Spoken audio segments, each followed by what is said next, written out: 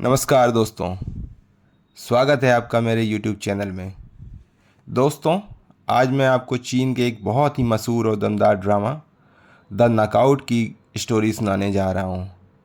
यह कहानी सिर्फ एक पुलिस वाले और एक अपराधी की नहीं है, बल्कि यह दिखाती है कि कैसे एक अच्छा इंसान हालात के हाथों मजबूर होकर एक बड़ा गैंगस्टर बन जाता है और एक ईमानदार पुलिस वाला उसे रोकने के लिए अपनी पूरी ज़िंदगी लगा देता है। यह कहानी लगभग 20 सालों तक चलती है। इसके दो मुख्य किरदार हैं, आन सिन और गाओ किकियांग। आन सिन एक युवा पुलिस अफसर, दिल में आग, आंखों में सपना और एक ही सोच कि कानून सबके लिए बराबर है। वो भ्रष्टाचार से नफरत करता है और मानता है कि अपराधी चाहे कितना भी बड़ा हो, एक दिन जरूर गिरेगा। गाओ किकियांग एक गरीब मछली बेचने वाला, माँ बाप नहीं, सिर्फ दो छोटे भाई बहनों की जिम्मेदारी उसके कंधों पर। सुबह से रात तक मेहनत करता है, लेकिन स्थानीय गुंडे और पुलिस वाले उसे बार बार अपमानित करते हैं। साल 2000, चीन का एक उभरता हुआ शहर जिंगहाई। एक तरफ नया विकास, ऊंची इमारतें और राजनीति का खेल, दूसरी तरफ गली कूचों में फैला गुंडा राज, भ्रष्ट पुलिस और दबे कुचले लोग। एक दिन छोटे अपराध में आनसिन गांव किकियांग को पकड़ लेता है, लेकिन पूछताछ में आनसिन उसकी मजबूरी को देख लेता है। ये आदमी अपराधी नहीं है, हालात का शिकार है। यहीं से दोनों की तकदीरें एक दूसरे से जुड़ जाती हैं। गांव किकियांग दिन रात मछली बाजार में मेहनत करता था। सुबह सबसे पहले उठता, मछली लेकर आता, दिन भर खड़े खड़े बेचता और रात को थका हारा घर लौटता। लेकिन उसकी मेहनत की कोई कीमत नहीं थी। ग्राहक दाम काट लेते, स्थानीय गुंडे उसको ज़बरदस्ती हफ्ता वसूलते और पुलिस वालों के लिए वो बस एक गरीब मछली वाला था जिसकी शिकायत सुनना वक्त की बर्बादी समझी जाती थी। गांव को बार बार यही एहसास होता है कि इस समाज में मेहनत करने वालों की कोई सुनवाई नहीं होती। वो देखता, जो लोग ताकतवर और पैसे वाले हैं वही आगे बढ़ते हैं, और अगर तुम्हारे पीछे कोई बड़ा नेता या अफसर खड़ा है तो कानून भी तुम्हें नहीं छू सकता। एक दिन हालात ने उसे उस मोड़ पर लाकर खड़ा किया जहां उसके सब्र का बांध टूट गया। कुछ गुंडों ने उसके साथियों के सामने उसको पीटा, उसका सामान उलट पलट दिया। उस रात गांव टूटा हुआ हारा हुआ घर लौटा। बहन भाई उसकी हालत देखकर रो पड़े। गांव ने पहली बार सोचा, अगर मैं यूं ही दबता रहा तो ये लोग मुझे ख़त्म कर देंगे, और मेरे भाई बहनों का क्या होगा। अगले ही दिन जब जब वही गुंडे फिर आए तो गांव ने पलटकर वार किया। पहली बार उसके हाथों से खून गिरा, और उसी पल वो उस राह पर चल पड़ा जो उसे अपराध की दुनिया तक ले जाने वाली थी। गांव जानता था कि सिर्फ गुस्से से या सीधी लड़ाई से कुछ नहीं होगा। वो चालाक था, दिमाग से खेलना जानता था। यहीं पर उसकी ज़िंदगी में एक किताब आई, द आर्ट ऑफ वार। गांव उसे बार बार पढ़ता और अपने हालात से उसको जोड़ता। धीरे धीरे उसने कुछ बातें गांठ बांध लीं। सीधी लड़ाई से नहीं, चालाकी से जीत मिलती है। उसने ये सीख लिया, दोस्ती भी हथियार होती है, और सिस्टम को तोड़ने का सबसे आसान तरीका है उसी सिस्टम के अंदर घुस जाना। इन सीखों को अपनाते हुए गांव ने नई रणनीति बनाई। पहले छोटे छोटे गुंडों से दोस्ती की, कुछ को लालच दिया, कुछ को डराया। पुलिस वालों को गिफ्ट देने लगा ताकि उसकी छोटी मोटी हरकतें दब जाएं। नेताओं के दरवाजे पर जाकर झुकना सीखा ताकि बड़े खेल में उसे जगह मिल सके। गांव अब वही मछली बेचने वाला नहीं रह गया था। अब वो लोगों की नसों को पकड़ना जानता था। जिसे डराना ज़रूरी था उसे डराता, जिसे खरीदना ज़रूरी था उसे खरीद लेता, और जिसे साथ मिलाना ज़रूरी था उसे भाई कहकर पास बैठाता। कुछ ही सालों में गांव छोटे मोटे झगड़ों से निकलकर गैंग का सरगना बन गया। उसके पास पैसा था जिससे वो और लोगों को अपने साथ जोड़ सकता था, और उसके पास नाम था जिसे अब लोग उसे डर और इज्जत दोनों से देखते थे। वो गरीब दबा कुचला गांव अब पीछे छूट चुका था। अब गांव किकियांग जिंगहाई की अपराध जगत का उभरता सितारा था। गांव की ताकत दिन ब दिन बढ़ रही थी, लेकिन उसी दौरान आन सिन भी अपने काम में आगे बढ़ रहा था। पद मिला, अनुभव बढ़ा और अपराध रोकने की जिम्मेदारियां भी। पर उसके पास एक ऐसी चीज़ थी जो गांव के पास कभी नहीं हो सकती थी। वो क्या थी? सच्चाई और ईमानदारी पर अटूट विश्वास। कई बार आन सिंह ने गांव को अपराधों के सबूतों के साथ घेरा, कभी ड्रग्स की डील में, कभी गुंडों की हिंसा में, और कभी नेताओं से मिली भगत के मामलों में। लेकिन हर बार वही नज़ारा सामने आता। गांव को थाने लाया जाता, पूछताछ होती, फाइलें बनती, और अचानक कोई फ़ोन कॉल आता। कभी कोई बड़ा नेता, कभी कोई वरिष्ठ अफसर, कभी कोई उच्च अधिकारी, और चंद घंटों में गांव बाहर निकल आता, मुस्कुराता हुआ। आन सिंह की आंखों में सवाल होता, ये कैसे संभव है? कानून सबके लिए बराबर है, फिर गांव पर क्यों नहीं लागू होता? सबसे बड़ी त्रासदी, धीरे धीरे आन सिंह को समझ में आने लगा, मेरी लड़ाई सिर्फ अपराधियों से नहीं है। असल लड़ाई तो उन नेताओं, अफसरों और भ्रष्ट पुलिस वालों से है जो अपराधियों को ढाल बनाकर बचाते हैं। यही उसकी सबसे बड़ी त्रासदी थी। वो अकेला पड़ता जा रहा था। सिस्टम जिसे वो अपना हथियार मानता था, उसी के खिलाफ उसकी लड़ाई बन गया था। कई बार उसके साथी पुलिस वाले ही उसे चुप कर रहने की सलाह देते। कुछ कहते, इतनी ईमानदारी से कुछ नहीं होता, थोड़ा समझौता कर लो। कुछ उसे खुलकर धमकी भी देते, ज़्यादा नाक में दम किया तो तुम्हारा भी करियर ख़त्म कर देंगे। लेकिन आन सिंह के लिए पीछे हटना कभी विकल्प नहीं था। इसी अंधेर दौर में एक नई रोशनी उसकी ज़िंदगी में आई। मेंग यू, वो एक युवा पत्रकार थी। तेज दिमाग, निडर कलम और आंखों में चमक। उसका सपना था सच्चाई उजागर करना और समाज को दिखाना कि असल में भ्रष्टाचार किस तरह लोगों की ज़िंदगी तबाह कर रहा है। जब मेंग यू ने आन सिंह को देखा तो उसे एहसास हुआ कि ये वही इंसान है जो उस सच्चाई के लिए जी रहा है जिसके लिए वो लिखती है। मेंग यू अक्सर आन सिंह के काम पर रिपोर्ट बनाती, कभी इंटरव्यू लेती, कभी गुपचुप मदद पहुंचाती। धीरे धीरे वो आन सिंह की ईमानदारी से प्रभावित होने लगी और दिल ही दिल में उससे जुड़ गई। लेकिन आन सिंह का दिल सिर्फ अपने मिशन में डूबा हुआ था। गांव को पकड़ना, भ्रष्टाचार को ख़त्म करना, यही उसका जीवन बन चुका था। मेंग यू ने कई बार उसकी थकान और अकेलेपन को देखा। वो चाहती थी कि आन सिंह थोड़ा रुककर सांस ले, इंसान की तरह जिए, पर आन सिंह की आंखों में सिर्फ गांव और अपराध की परछाइयाँ थीं। इसलिए ये रिश्ता कभी पूरा नहीं हो सका। आन सिंह का दिल कानून और न्याय के लिए था, ना कि किसी इंसान के लिए। गली का मछली वाला से सम्राट बनने तक गांव की पहचान अब वो मासूम सा मछली बेचने वाला लड़का नहीं रहा। अब उसके पास आलीशान बंगला है, चमचमाती गाड़ियां हैं और हर वक्त बंदूकधारी बॉडीगार्ड उसके आसपास रहते हैं।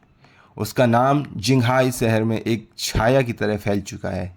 हर सौदा, हर धंधा, हर रिश्वत कहीं ना कहीं गांव से जुड़ी होती है। उसकी ताकत इतनी बढ़ गई है कि पुलिस भी उसके खिलाफ कदम उठाने से पहले 10 बार सोचती है। गांव की सबसे बड़ी ताकत है उसके पीछे खड़े नेता और अफसर। उनके संरक्षण में गांव का साम्राज्य अजेय बन चुका है।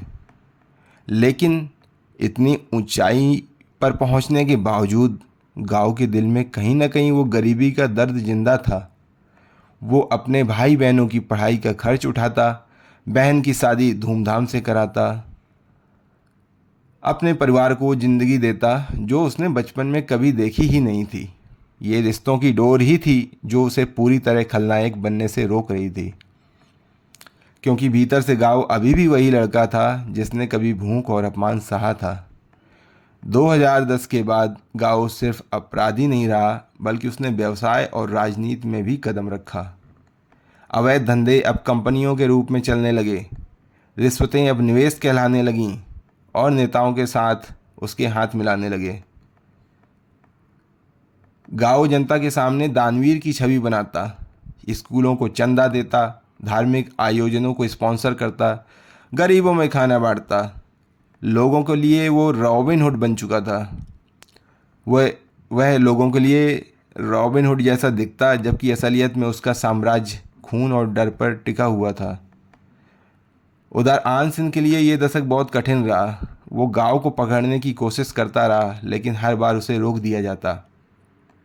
कभी भ्रष्ट अफसरों ने, कभी राजनीतिक दबाव ने, तो कभी उसके ही अपने साथियों ने। धीरे धीरे उसके साथी उससे दूर होने लगे। कुछ गांव के पैसे और ताकत के सामने बिक गए, कुछ ने चुप रहने में ही अपनी भलाई समझी। आन सिंह का करियर ठहर गया, उसकी पदोन्नति रुक गई। वो एक कोने में धकेला जाने लगा, जैसे उसकी ईमानदारी इस सिस्टम में बोझ बन गई हो। फिर भी आन सिंह ने हार नहीं मानी। वो हर रात अपने केस फाइलों को देखता, नए सबूत ढूंढता और गांव के खिलाफ अपनी जंग जारी रखता। एक तरफ गांव जो हर दिन सत्ता और अपराध की सीढ़ी पर ऊपर चढ़ता जा रहा था, दूसरी तरफ आन सिंह जो अकेला, थका हुआ और लगभग टूट चुका था, फिर भी झुका नहीं था।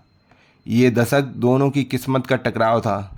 एक ताकतवर होकर अजय लड़ रहा था और दूसरा अकेला होकर भी अडिग खड़ा था। चीन में एंटी करप्शन और एंटी गैंगस्टर अभियान की घोषणा होती है। यह सन था साल 2021। पहली बार लगता है कि ऊपर से भी सिस्टम ईमानदारी से काम करना चाहता है। आन सिंह जो सालों से अकेला लड़ रहा था, अब महसूस करता है कि उसके पास सहारा है। वो कहता है, आज नहीं तो कभी नहीं, अब गांव को गिराने का वक्त आ गया है। गांव का साम्राज्य गिराने का वक्त आ गया है। धीरे धीरे गांव का जाल खुलने लगता है। उसके गुंडे जो पहले बेखौफ घूमते थे, अब एक एक करके पकड़े जाने लगते हैं। जो नेता और अफसर उसकी ढाल बने हुए थे, उन्हीं पर जांच शुरू हो जाती है। अखबारों में और टीवी में गांव और सत्ता के काले रिश्ते उजागर होने लगते हैं। गांव का साम्राज्य जो कभी अटूट दीवार जैसा लगता था, अब दरकने लगा। लोग जो कल तक उसके सामने सर झुकाते थे, अब चुपचाप दूरी बनाने लगे। आखिरकार वो दिन आता है जब गांव भी कानून के शिकंजे में फंस जाता है। पूरा शहर देखता है, गांव जो कभी सबसे ताकतवर था, हथकड़ियों में जकड़ा खड़ा है, लेकिन उसके चेहरे पर सिकन नहीं है। वो अब भी मुस्कुराता है। जेल ले जाने से पहले एक आखिरी बार आन सिंह और गांव आमने सामने खड़े होते हैं। कमरे में सन्नाटा है। दोनों के बीच सालों की दुश्मनी, दर्द और अधूरी जंग गूंज रही है। गांव हंसकर कहता है, जानते हो आन सिंह, अगर मैं किसी अमीर घर में पैदा हुआ होता तो शायद आज तुम्हारी तरह पुलिस वाला होता, और अगर तुम मेरी जगह होते, गरीबी और अपमान में पले होते, तो शायद तुम भी डॉन बन जाते। उसकी बात सुनकर आन सिंह कुछ पल के लिए चुप रह जाता है। उसके पास कोई जवाब नहीं है, क्योंकि कहीं ना कहीं गांव सच कह रहा था। गांव अपराधी था, लेकिन ये अपराध सिर्फ उसकी चाहत का नतीजा नहीं था। सिस्टम ने उसे उस रास्ते पर धकेला था। आन सिंह गांव की आंखों में देखता है। उसके मन में गुस्सा भी है, नफरत भी है, लेकिन साथ ही एक कसक भी। वो समझता है गांव का पतन केवल उसकी जीत नहीं, बल्कि इस पूरे सिस्टम की हार भी है। बिना कुछ कहे आन सिंह मुड़कर चला जाता है। गांव की हंसी पीछे तक गूंजती रहती है, जैसे वो हार कर भी जीत गया हो। गांव जेल में पहुंच जाता है। आन सिंह अपने मिशन में सफल हो जाता है, लेकिन वो मुस्करा नहीं पाता, क्योंकि ये लड़ाई सिर्फ अपराधी के खिलाफ नहीं थी।